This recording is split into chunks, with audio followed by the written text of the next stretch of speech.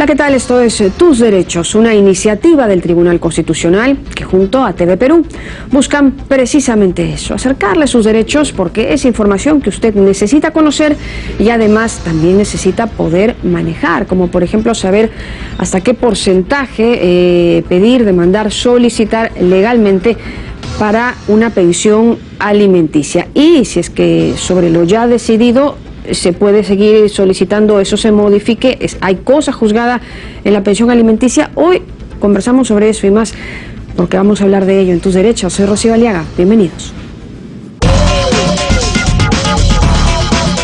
Dicen que la justicia que tarda no es justicia. Y en efecto hay temas o situaciones que no pueden esperar, porque simplemente las personas, y con mayor razón, las personitas, tienen que alimentarse todos los días y en muchos sentidos. Así de simple. En ese sentido, una de las mayores responsabilidades del sistema de justicia es dar celeridad a los procesos que involucran vulneraciones a los derechos fundamentales, entre ellos los procesos por pensiones alimenticias. La pensión por alimentos o pensión alimenticia es el deber de dar o brindar una determinada cantidad económica necesaria para el sustento del niño, niña o adolescente para asegurar su bienestar y desarrollo, incluyendo el profesional. Pensión que reúne en el término alimentos una serie de rubros que involucran vivienda, educación, alimentación per se, salud, vestido, recreación y capacitación para el trabajo. Temas que los progenitores están obligados a brindar. Esta cobertura de las necesidades de las personas que tenemos a cargo empiezan desde la etapa de gestación y alcanzan hasta la mayoría de edad. Esto es 18 años, pero se puede extender en caso estén estudiando una profesión u oficio o presenten un tema de discapacidad. En nuestro país se puede solicitar en la demanda de pensión de alimentos que el progenitor deudor se haga responsable con hasta el 60% de sus ingresos. Cabe aclarar que esto no se otorga automáticamente. Es solo el monto máximo de los ingresos del que se puede disponer. El juez es quien deberá, tras atender lo expuesto por las partes y considerar la condición económica de ambas, el monto determinado.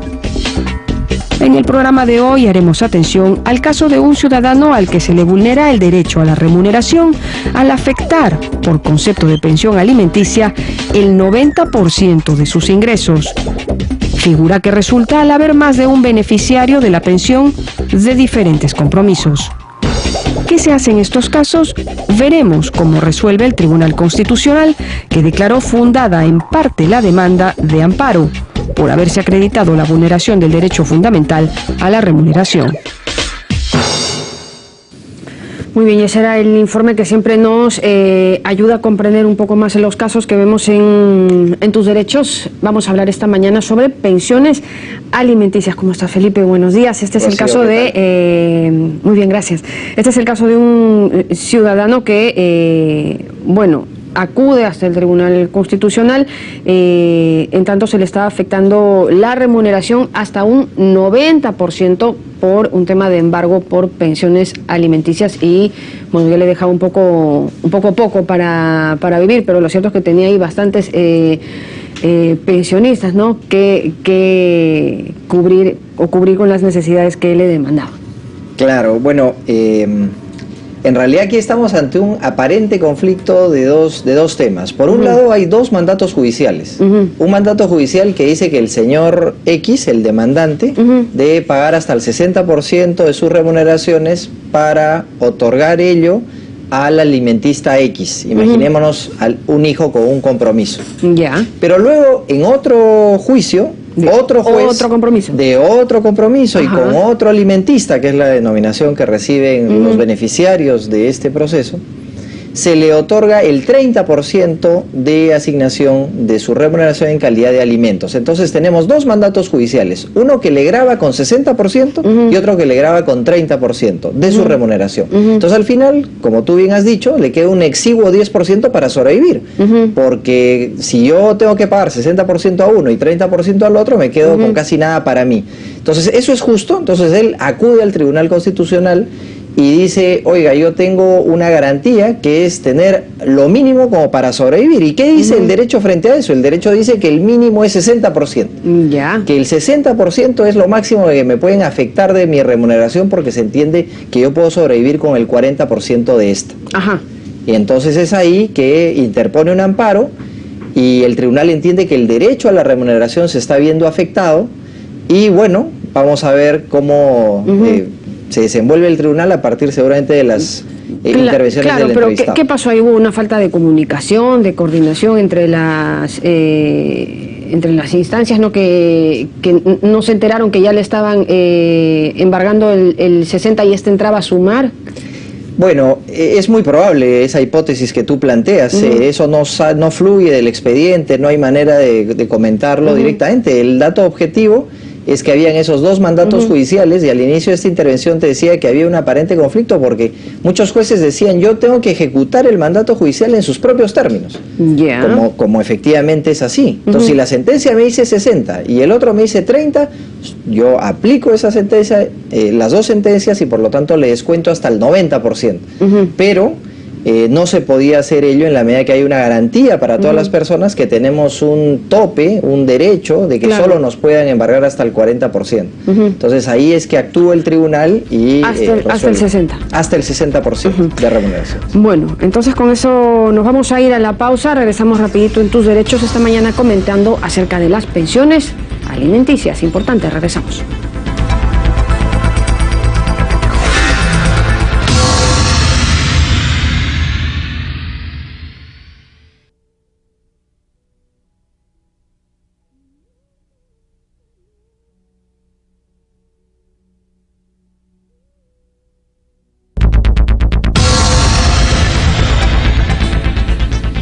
Estamos ya de regreso en Tus Derechos esta mañana comentando acerca de las pensiones alimenticias. Para ahondar un poco más en el tema nos acompaña ahora el doctor Alex Plácido, profesor universitario, a quien agradecemos su presencia esta mañana en Tus Derechos. Doctor Plácido, buenos días, gracias por estar con nosotros, bienvenido a Tus Derechos.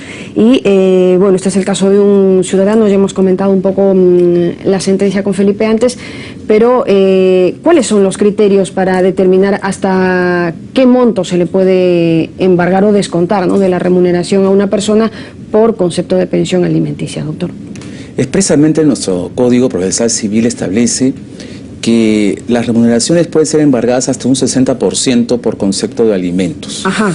Entonces, esta referencia, que está pensada en el embargo, es tomada por los magistrados al momento de fijar la pensión como el monto máximo a considerar para cualquier fijación de una pensión. ¿Cuál es el propósito de este criterio? El querer asegurar el cumplimiento de la obligación alimentaria.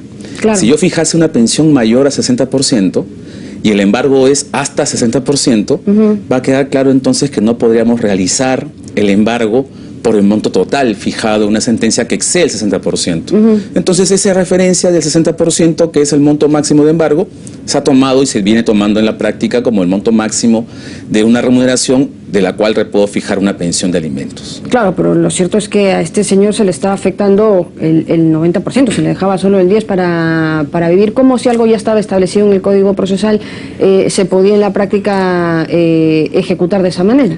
Bueno, lo que ha ocurrido en este caso es que han habido dos procesos de alimentos realizados por dos órganos jurisdiccionales diferentes. Y como no hay, digámoslo así, un mecanismo interno del Poder Judicial que permita determinar cómo es que viene fijándose para una misma persona pensiones a su cargo, es que puede suceder esto. Ahora, hay que señalar que también el afectado, demandado en ambos procesos de alimentos, tenía un camino muy claro señalado en la ley, cuál es demandar el prorrateo. Dado que tiene varios acreedores alimentarios, él podía prorratear este 60% de sus ingresos atendiendo a las necesidades de cada quien. Con lo cual entonces no hubiésemos tenido que llegar hasta donde se llegó, que es hacia una acción de amparo, ¿no? Pero es que claro, a ver, los ciudadanos normalmente no conocen todas estas salidas legales, entonces que a lo mejor fue mal asesorado. No lo creo, probablemente, como bien dice el tribunal, el camino que tomó el tribunal es porque veía que la cuestión era de urgente tutela. Claro. Como para atenderlo por el medio del amparo, ¿no? Porque en otra situación probablemente hubiese declarado improcedente el amparo porque teníamos esta vía ordinaria que es la acción de prorrateo. Entonces, en este caso seguramente ya se estaría ejecutando las retenciones y quizás se han presentado hasta varias retenciones de este 90% y dada esta circunstancia muy particular es la que debe haber justificado por parte del tribunal el haber concedido el amparo para que se haga una distribución dentro de los límites que establece las normas procesales, ¿no? Claro, porque además también habría que tener en consideración las edades de los pensionistas, no sé cómo es que es el término legal. Alimentistas, las edades, a lo mejor las necesidades y las demandas de cada quien para hacer el prorrateo. ¿Eso te toma en cuenta también? Por supuesto, en la acción ordinaria de prorrateo se toman en cuenta esas consideraciones, porque para fijar los alimentos se necesitan, no es así, se necesita tener en cuenta el estado de necesidad de cada uno de los alimentistas y además de la capacidad económica que está demostrada para entonces asignarle a cada quien lo que corresponda. En este tema de la acción de amparo que estamos comentando, la decisión del tribunal ha sido quizás muy equitativa, ¿no? En el sentido de establecerla en base a proporciones, pero sin conocer más allá del contenido del expediente, solamente la sentencia, siento que han debido también considerar, y seguramente que así ha sido, el estado de necesidad de cada uno de los alimentistas como para haber hecho esa proporción. Porque ese gran tema que siempre generaría una situación así, ¿no? Claro. Haber decidido que dentro del 60% unos reciben 40 y otros reciben 20, parece una solución pues equitativa, ¿no? Pero la cuestión es determinar si efectivamente ese 40 y ese 20 atienden las necesidades de cada grupo de alimentista. Entiendo que debe fluir todo esto del expediente, ¿no? Claro, porque, bueno, por ponernos en supuestos, ¿no? Que los hay, como tantas historias llegan al tribunal y al Poder Judicial. Pueden haber alimentistas con temas especiales que requieren otro tipo de atención y por ende pues generan mayor gasto, ¿no? Se necesitan mayores recursos, pero luego este señor, para haber llegado a este punto de que le hayan tenido que embargar, eso quiere decir que no ha negociado antes, no ha habido una conciliación, o sea, ¿de frente es el embargo o hay algunos saltos antes? Actualmente en la legislación nuestra el tema de una conciliación no es obligatoria en la materia familiar. Ya. Sin embargo, es facultativo y pudo haberse entendido esto. Pero, digamos, dado la idiosincrasia en la que nos desenvolvemos en nuestra sociedad, en la que estamos más hechos para el litigio, yo sospecho que deben haberlo demandado directamente. Ahora, probablemente él no ha tenido un acompañamiento adecuado como para que ante estas circunstancias de tener un proceso de alimentos ya fijado en un porcentaje X y ahora viene un proceso de otros alimentistas teniendo un porcentaje Z, no haya tenido la visión de formular él un prorrateo como para que entonces todos estén atendidos debidamente según su capacidad económica y no hayamos tenido que acudir hasta el Tribunal Constitucional. Porque vuelvo a repetir, seguramente, dado que ya venía siendo embargado, las circunstancias especiales que determinó la urgente tutela como para haber acudido al amparo. Pero igual ya los porcentajes están fijados, ¿no? Quiero decir, si hay una conciliación, una negociación previa, a lo mejor pues de buena fe se sientan a conversarlo, no es como que yo te puedo dar de buena fe tanto, no, ya hay porcentajes establecidos que los alimentistas pueden solicitar o también queda a criterio del... No, ya en este caso en particular ya se dijo 40 unos, 20 en los otros. No, pero quiero decir, en alguna conciliación previa, para no llegar hasta el tema judicial, ¿queda de libre decisión del que recibe la remuneración dar tantas partes o hay temas... Sí, por supuesto. Es el acuerdo de las partes la que va a permitir regular la pensión. Esta es una parte disponible y, por tanto, en función de la capacidad económica de esta necesidad, las partes pueden llegar a un entendimiento sobre el porcentaje que estimen pertinente, ¿no? Claro, porque hay un 60%, pues a lo mejor de una cantidad muy precaria y un 60% de una cantidad, digamos, mucho más sustanciosa, como de los casos que se están hablando ahora, ¿no? De futbolistas y tal. Entonces, ya se está hablando de sumas mayores, pero aún así corresponde el 60%. Es el monto máximo. Ya. Obviamente las pensiones pueden ser menores. Es decir, vamos a tener que tomar en cuenta, como dice la ley, la capacidad económica de los alimentistas. Yo puedo tener una remuneración muy importante, ¿de acuerdo? Pero la pensión que está a mi cargo debe ser acorde con las necesidades de quien va a recibir la pensión. ¿No? Claro, por supuesto que la ley también hace alusión a la idea de la situación en que se encuentra la familia. Y esto alude mucho en la doctrina al estilo de vida familiar. ¿No? Pero los alimentos, considerando el estilo familiar, va a estar destinado principalmente a atender las necesidades básicas que requiere una persona. ¿No? Hay un concepto contenido en la ley que señala que es lo que se requiere para el sustento, la vivienda, el vestido, la salud, la educación y hasta la recreación. ¿No? Y por tanto, bajo esa perspectiva, estos son los rubros a atender.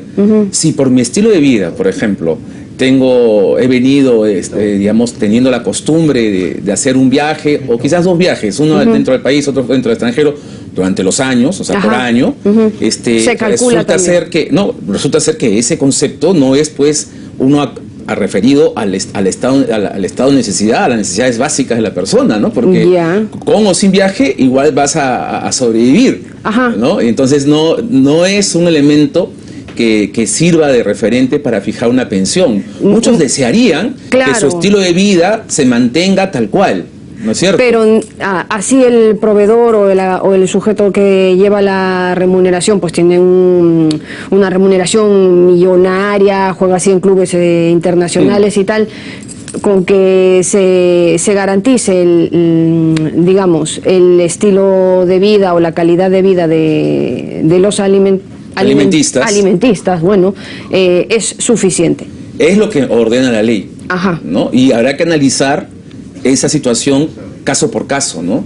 Cuáles son los gastos de la persona, porque varían en función de la edad, varía en función del sexo, varía en función de las condiciones de salud del propio sujeto. Entonces, una serie de consideraciones como para tomar en cuenta al momento de fijar una pensión. En cuanto al estado de necesidad, ¿no? Eso es lo importante. Bueno, hemos avanzado un poco en la conversación, nos vamos a ir a la pausa, doctor, si me permite, pero regresamos con el doctor Alex Plácido, profesor universitario, para seguir conversando acerca de las pensiones alimenticias. Pausa y regresamos en Tus Derechos.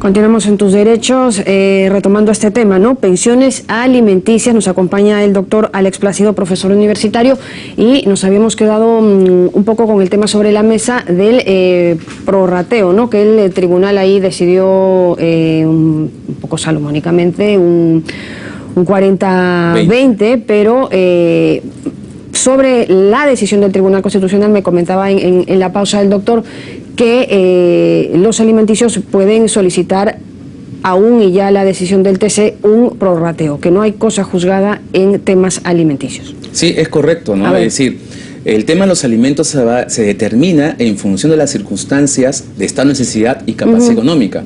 Estas circunstancias pueden variar. La capacidad económica puede aumentar, reducirse, esta necesidad puede aumentar o disminuirse.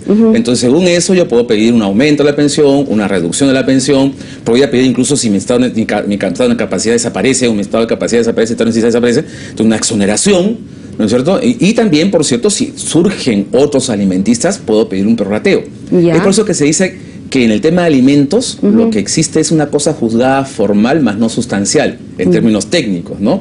Entonces, claro, cosa juzgada formal porque existe una resolución que fijó la pensión, pero como las circunstancias pueden variar, esa cosa juzgada no hace lugar para impedir una acción de aumento, de reducción, de exoneración, de prorrateo. Por eso lo resuelto por el Tribunal Constitucional lo hace en función de las circunstancias del caso que tuvo que ha atendido. Claro. Me preguntaba hace un momento, ¿y qué ocurre si los alimentistas, que tienen unos 40 y otros 20, no están satisfechos con esa decisión? Porque entiendo que esta acción de amparo ha sido promovida por el obligado a dar alimentos y no por los que reciben la pensión de alimentos. Y de pronto ellos sienten que ese 40-20 no atiende adecuadamente sus necesidades. Pues bien, ellos pueden promover, cualquiera de ellos puede promover la acción de prorrateo.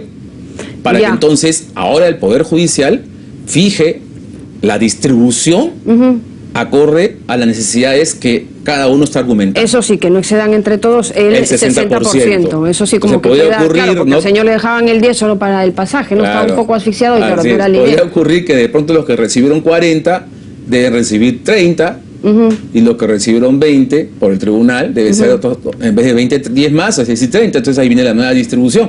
Eso va a depender de lo que se actúe en el proceso de prorrateo que pueden plantear los acreedores. ¿Y cuánto puede demorar un proceso de prorrateo, sobre todo estos temas tan fundamentales, ¿no? Que necesitan pues una celeridad especial?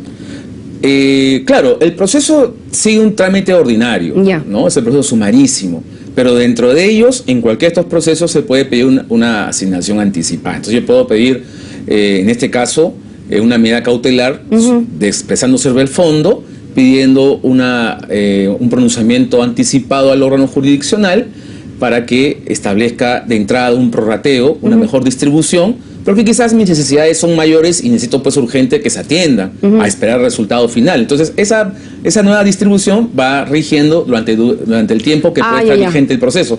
Ahora, en la práctica, un proceso de alimentos tiene una variación, ¿no?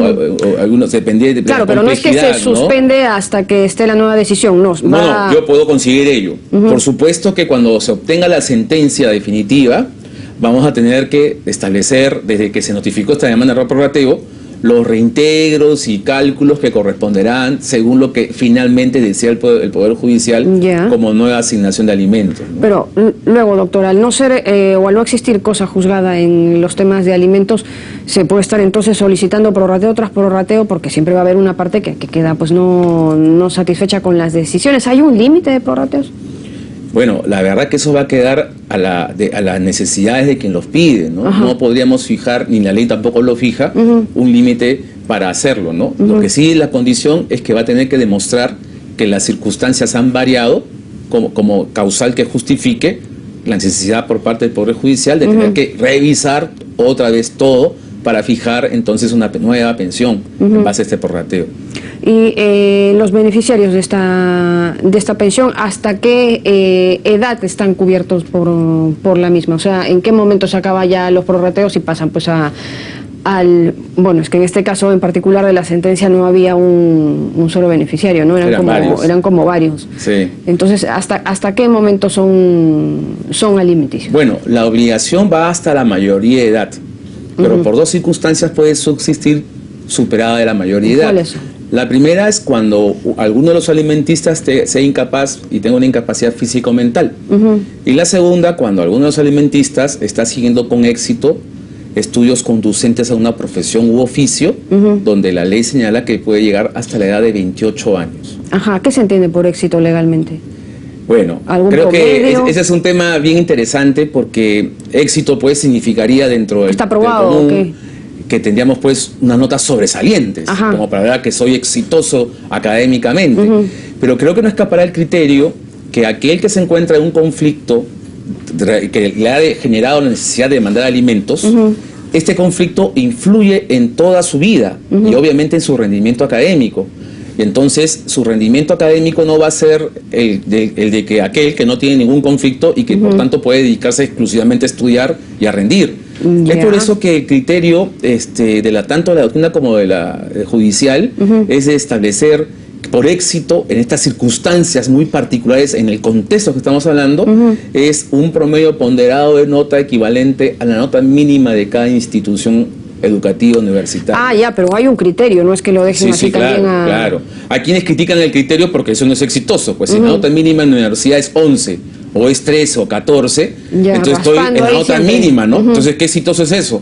Pero lógico, pues lo vuelvo a repetir. Pero que se lo atribuye a que a lo mejor psicológicamente la situación de la persona que se encuentra en un conflicto familiar y que evidentemente influye en todo su desenvolvimiento, y uno de ellos es el aspecto académico, creo que ahora sí comprendemos el porqué del criterio de exigir un promedio ponderado igual o mayor a la nota mínima de cada institución. Bueno, muchísimas gracias, doctor, por haber estado con nosotros en Tus Derechos esta mañana. Hemos conversado acerca de las pensiones alimenticias, ¿no? Que hay tantas historias como personas que se ven en estos temas. Vamos a pasar ahora a las opiniones o las frases del programa. El Código Procesal Civil establece que las remuneraciones pueden ser embargadas hasta un 60% por concepto de alimentos. Se tiene que tener en cuenta las necesidades de los alimentistas, además de la capacidad económica, para entonces asignarle a cada quien lo que corresponda. Las frases del programa de nuestro invitado, ¿no? El doctor Alex Plácido, que yo creo que dejó muy claro, ¿no es así, Felipe?, que el tope es el 60% y que esto que quede también como información adicional muy útil, ¿no? Que no hay cosa juzgada en temas de alimentos.